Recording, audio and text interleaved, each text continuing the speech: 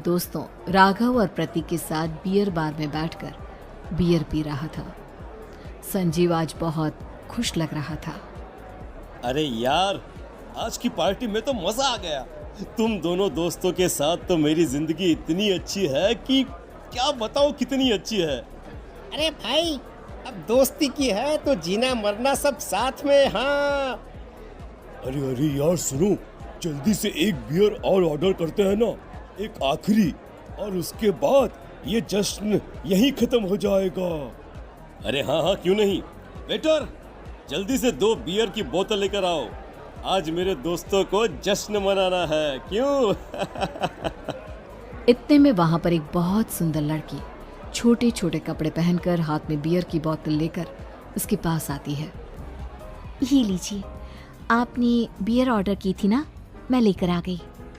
क्या बात है यार, इस बार की वेटर तो बड़ी सुंदर है। अब बियर लेकर आई हो तो अपने हाथों से ही पिला दो ना। हाँ हाँ, क्यों नहीं, जैसा आप बोलोगे मैं वैसा ही करूँगी।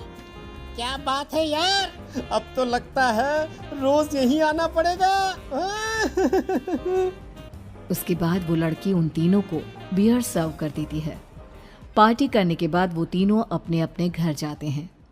प्रतीक, संजीव और राघव को उनके घर छोड़कर जैसे ही अकेला अपनी कार में आकर बैठता है तो अचानक उसे एहसास होता है जैसे उसकी कार की पीछे वाली सीट पर कोई बैठा हुआ है।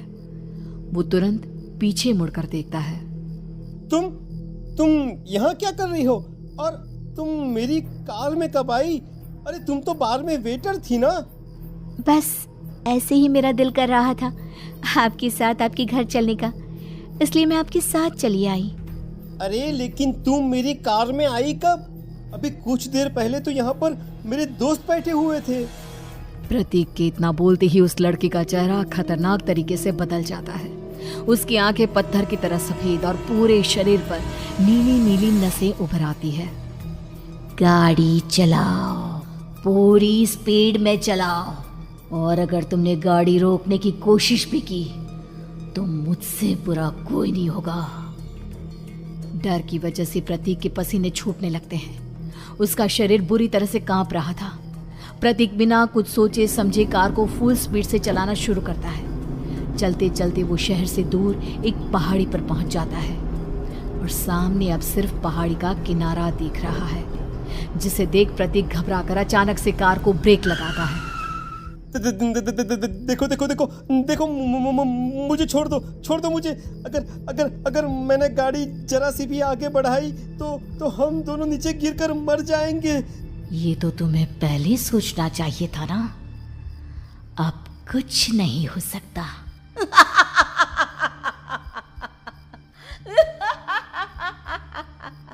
छोड़ दो मुझे।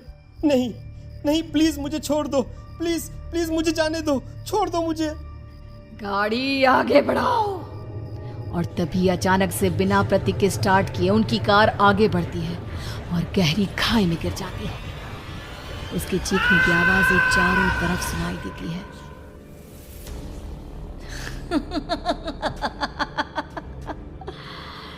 तुझे मारकर मेरे कलेजे में जल रही आग को थोड़ी शांति तो मिल गई, लेकिन अभी ये कहानी खत्म नहीं हुई।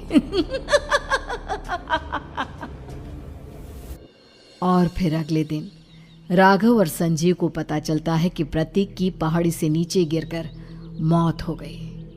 अरे कल रात की तो बात है यार, हम सब बैठकर पार्टी कर रहे थे, लेकिन मेरी एक बात समझ में नहीं आ रही।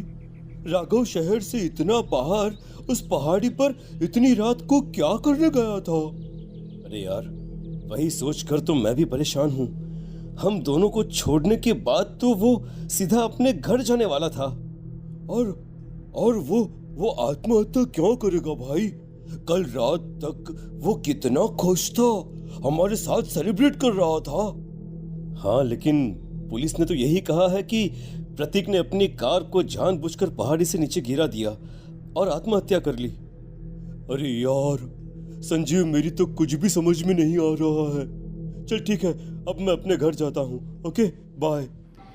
राघव अपने घर में अकेला था। दोपहर का वक्त था। तभी दरवाजे की घंटी बजी। कौन है? अरे 1 मिनट रुको, अभी आता हूँ। राघव ने जैसे ही दरवाज़ा खोला उसने देखा कि सामने एक बहुत खूबसूरत लड़की खड़ी हुई है। कौन है आप और यहाँ किससे मिलने आई हैं? देखिए ना, बाहर बारिश शुरू हो गई थी, मेरी गाड़ी खराब हो गई है। आपका घर नजर आया तो सोचा कुछ हेल्प ले लेती हूँ। क्यों नहीं, आइए ना, आइए आइए। मेरे कपड़े पूरे भीग चुके हैं, क्या आपके पास टॉवल मिलेगा प्लीज? राघव अपने बाथरूम से एक टॉवल लाकर उस लड़की को देता है। थैंक यू सो मच, अब मैं चलती हूँ। अरे इतनी क्या जल्दी है? आप चाहे तो बारिश रुकने तक यहाँ पर रुक सकती हैं। हाँ। लड़की ने पलटकर राघव की तरफ देखा। नहीं, मुझे जाना होगा, मेरा काम बाकी है। और वो वहां से चली गई। उस लड़की के जाने के बाद राघव अपने बाथरूम में नहाने के लिए गया और जैसे ही उसने बाथरूम में देखा तो उसका टॉवल वहीं पर लटका हुआ था। उसने टॉवल हाथ में लिया तो देखा कि उसका पूरा टॉवल खून के धब्बों से सना हुआ है। अरे अरे ये क्या? ये टॉवल तो मैंने उस लड़की को दे दिया था। ये वापस मेरे बाथरूम में कैसे आ गया? और इस पर ये खून के धब्बे कहां से आ गए? राघव ने आईने में देखा तो उसकी गर्दन पर एक बड़ा सा चाकू का कट लगा हुआ था जिससे खून बह रहा था, जिसे देख राघव के होश उड़ गए। हाँ, अरे ये क्या? मेरी गर्दन इतनी ज्यादा कटी हुई है और मुझे दर्द भी नहीं हो रहा है। ये क्या हो रहा है मेरे साथ? राघव घबराकर बाथरूम से बाहर आया और अपना मोबाइल उठाकर उसने संजीव को फोन लगाया। संजीव जल्दी से मेरे पास आ जाओ। मुझे लगता है कुछ बहुत बड़ी गड़बड़ है, जल्दी आ जाओ। उधर से आवाज आई, लेकिन वो आवाज संजीव की नहीं बल्कि एक लड़की की थी। कुछ अजीब नहीं हुआ है, बस तुम्हारी मौत तुमसे मिलने आई थी और तुम्हें मारकर चली गई। अब तुम इस दुनिया का हिस्सा नहीं हो राघव, इसलिए तुम्हें अपनी गर्दन के कटने का दर्द भी महसूस नहीं हो रहा।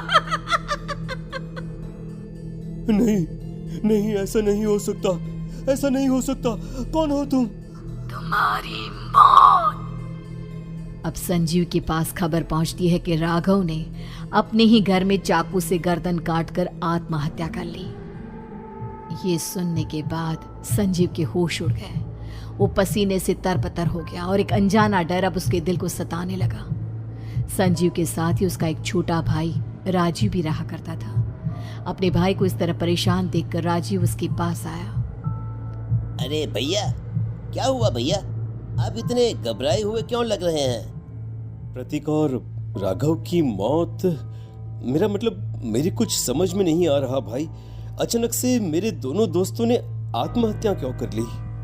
अरे वो तो मेरी भी समझ में नहीं आ रहा है भैया। हाँ, हो सकता है कि कोई परेशानी होगी और इसीलिए उन्होंने ऐसा किया होगा। हाँ, लेकिन दोनों की जिंदगी में एक साथ परेशानी और दोनों का इतनी खतरनाक तरीके से आत्महत्या करना, कहीं ऐसा तो नहीं मैं भी मर जाऊंगा? अरे आप ऐसी बातें क्यों कर रहे हैं भैया? वैसे ही मैं इतना परेशान हूँ। जब से अंजलि ने मेरा साथ छोड़ा है तब से सब कुछ बहुत अजीब सा हो गया है। रोज रात को डरावने सपने आते हैं। ऐसा लगता है जैसे अंजलि बार बार